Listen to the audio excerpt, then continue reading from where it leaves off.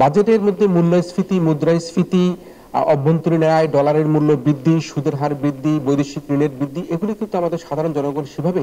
তারা চিন্তা করতে পারে না। তারা শুধু চিন্তা করে যে এই বাজারের পরবর্তী সময়ে আমার দ্রব্যমূল্যের দাম বাড়বে কিনা, আমার চিকিৎসা খরচ বাড়বে কিনা, আমি স্বাস্থ্য সেবা পাবো কিনা, আমি আমার সন্তানটাকে তাকে যে দুধে ভাতে রাখবার জন্য যে পরিকল্পনা গ্রহণ করেছি তাকে আমরা লেখাপড়া করাতে পারবো কিনা, আমার লেখাপড়ার খরচ সেখানে বাড়বে কিনা, আমরা মেট্রো রেল বলি, বাস ভাড়া বলি, সেগুলি আমাদের বাড়বে কিনা, আমরা প্রতিনিয়ত যে বাজারে যাই, যে বাজেট নিয়ে, সেই বাজেট নিয়ে কি আমরা বাজার থেকে দ্রব্যমূল্য কিনে আমরা আমার সংসার বা সাংসারিক জীবন যাপন করতে পারবো কিনা, সেটি কিন্তু আমাদের মধ্যবিত্ত এবং নিম্নবিত্ত মানুষের মধ্যে সবচেয়ে বড় চিন্তা চেতনা থাকে। তারা কিন্তু ওই ডলারের মূল্য নিয়েও তারা চিন্তা করতে পারে না, তারা মুদ্রাস্ফীতি, মূল্যস্ফীতি নিয়ে কিন্তু তারা ভাবে না, তারা বাংলাদেশের ঋণের পরিমাণ কি সেটি নিয়ে কিন্তু তারা চিন্তা করতে পারে না। সুতরাং আমাদেরকে ভাবতে হবে যে এই বাজেট কতখানি আমাদেরকে কর্মসংস্থানের সুরক্ষা দিয়েছে, এই বাজেট কতখানি দ্রব্যমূল্যের দাম লাগাম টেনে ধরতে পেরেছে, এই বাজেট কতখানি আমাদের এই সন্তানদের লেখাপড়ার জন্য, শিক্ষা দীক্ষার জন্য একটা স্বস্তি দিয়েছে, এই বাজেট কতখানি আমাদেরকে স্বাস্থ্য,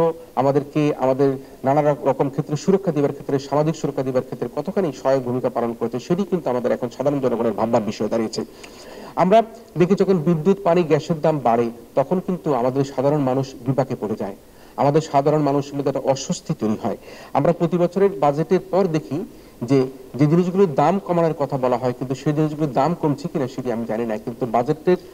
ঘোষণাকালীন সময় থেকে যেগুলিকে দাম বাড়ানোর কথা আমরা আভাস পাই সেগুলির দাম কিন্তু বাজেট ঘোষণার আগেই কিন্তু সেগুলো বেড়ে যেতে থাকে। এই যে অস্বস্তিকর একটা অবস্থা, সে অবস্থা কিন্তু আমরা দেখতে পাচ্ছি যে দেশের সাধারণ মানুষ কষ্ট আছে, নিম্নবিত্ত মানুষ কষ্ট আছে, মধ্যবিত্ত মানুষ কষ্ট আছে। আজকে ধনী দরিদ্রের বৈষম্য যেভাবে বেড়ে চলছে, যদি এই বৈষম্য বেড়ে চলতে থাকে তাহলে কিন্তু একটা সামাজিক অস্থিরতা তৈরি হতে পারে, এবং সেই সামাজিক অস্থিরতার কারণের জন্য আজকে যারা সরকারে রয়েছেন তাদের মধ্যে কিন্তু একটা চাপ তৈরি হতে পারে। তাই আমরা আমাদের যে বাজেট ঘোষণা করেছি সেই বাজেট বাস্তবায়নের জন্য যাতে ধনী দরিদ্রের বৈষম্যকে কমিয়ে এনে সামাজিকভাবে আমরা সকলের জন্য ন্যায্যতার ভিত্তিতে আমরা এই বাজেটকে আমরা ব্যবহার করতে পারি, সেদিকে কিন্তু আমাদেরকে নজর দিতে হবে। তা না হলে আজকের এই সামাজিক অস্থিরতা যে কোনো ক্ষেত্রে একটা বিস্ফোরণ ঘটিয়ে দেশের রাজনৈতিক, সামাজিক, অর্থনৈতিক এবং আমি মনে করি যে দেশের সরকারের নানা কর্ম পরিকল্পনার মধ্যে একটা বাধা সৃষ্টি করতে পারে।